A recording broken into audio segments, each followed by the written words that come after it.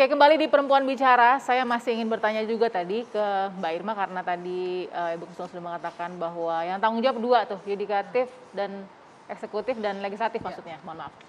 Jadi cuma DPR sama kepala negara yang disalahkan dan bertanggung jawab.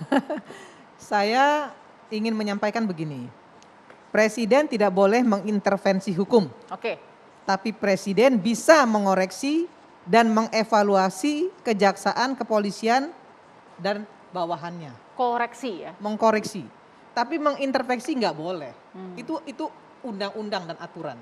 Oke, Ya, kalau dia mengkoreksi kebijakan kepolisian, Ya. kebijakan KPK, kebijakan kejaksaan boleh, tapi Oke. melakukan intervensi tidak boleh. Tidak boleh. Koreksi berarti kalau ada yang keluar dari on track boleh koreksi.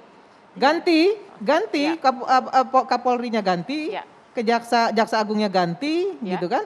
Kemudian hakimnya harus ganti, itu boleh. Oke. Tapi kemudian mengintervensi untuk mengubah status nggak boleh. Sepakat. Gitu. Jadi saatnya Pak Jokowi itu mengkoreksi kebijakannya Firly Bahuri. Karena itu wewenangnya bersoal undang-undang. Dia udah Tapi nggak itu salah. kan Karena normatif, revisi undang-undang KPK. tingkah laku politik tidak begitu. Betul. Oh. Jadi kalau pada prakteknya tidak seperti itu ya, Bu Kusnul? Waduh, ini antara perkataan dengan perlakuan itu beda begitu, Mbak Devi. Oke.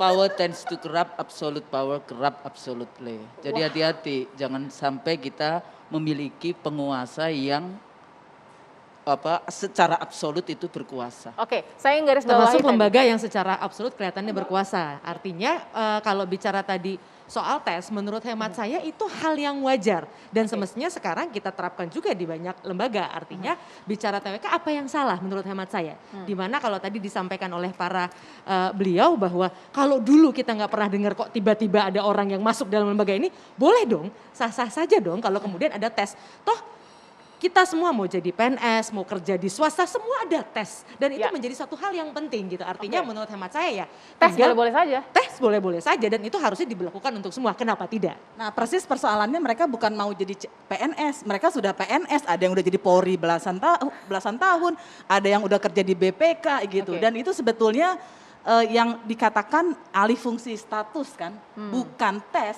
gitu, Ya. bukan Ya. menjadi. Oke. Jadi jangan Ya, asal ini kan tes. lembaga persoalannya yang- sorry, Asti. tesnya itu apa? Nah itu yang dipersoalkan kan di situ. Ada kekeliruan di sini menurut saya. Ada kekeliruan di sini. Penegakan hukum itu ada kaitan erat juga dengan misalnya ketahanan nasional. Oke. Ya, situasi kemarin itu mohon maaf ya, persatuan dan kesatuan bangsa kita tuh tercabik-cabik oleh banyaknya isu-isu hoax, sara, ya dan lain sebagainya. Maka kemudian memang dibutuhkan. Ya. Lemhanas itu penting kalau menurut saya. Oke. P4 itu penting karena hari gini anak-anak kita ditanya Pancasila aja banyak yang nggak hafal kok. Kan gitu ya. Ditanya Sumatera Utara itu ibu kotanya mana? Banyak juga nggak tahu kok. Kan gitu. Oke. Nah, makanya harus juga kemudian seperti yang disampaikan Devi tadi, tes itu memang harus dilakukan. Mana ada orang masuk ke satu posisi nggak Walaupun boleh udah PNS, tes. walaupun udah Apapun. Ini lembaga Nggak yang bicara boleh. soal integritas. Apalagi dia Ya, dibayar oleh artinya, negara. Ya betul. boleh dong negara melakukan tes. Kan Sepakat gitu. kalau soal integritas, karena dia anti korupsi, lembaga anti korupsi seharusnya dites tentang anti korupsinya, bukan pacarannya bagaimana. Dan ini tampaknya tadi kalau Bu Irma ini kaitannya dengan isu hoax soal Taliban dan lain-lain. Yang saya tahu mereka ada yang Tionghoa, Buddha, ada yang Katolik, Ya, Bhinneka Kristen. Tunggal Ika ya. Terus iya kemudian dilabeli mereka jadi Taliban. Dan itu sebetulnya Gini. produksi ketika revisi Oke. Undang-Undang Tapi KPK nggak 2019. apa-apa. Salah, Tapi nggak Asti. apa-apa juga menarik karena katanya Ya. orang Pejaten juga ngomong sudah intervene ke Taliban. Nggak taunya Talibannya intervene ke KPK. Ini Oke, bagaimana?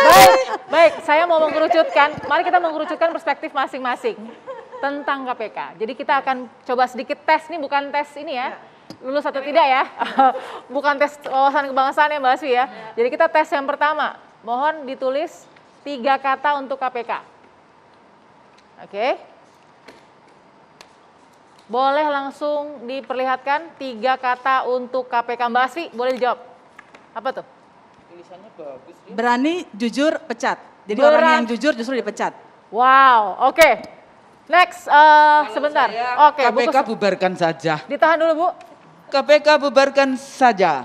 Wah, waduh, gawat ini. Oke, Mbak Devi, 3 kata. 3 kata KPK.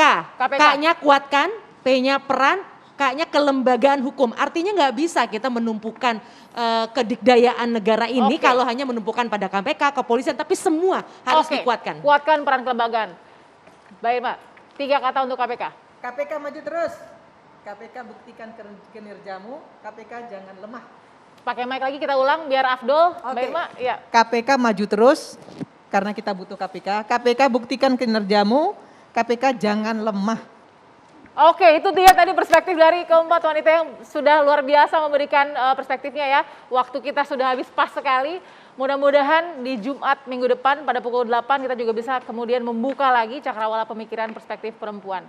Tetap di Perempuan Bicara, kita ketemu lagi minggu depan. Terima kasih Mbak Asfi, terima kasih Bu Kusnul, terima kasih Bu Irma dan juga Mbak Devi. Sampai jumpa.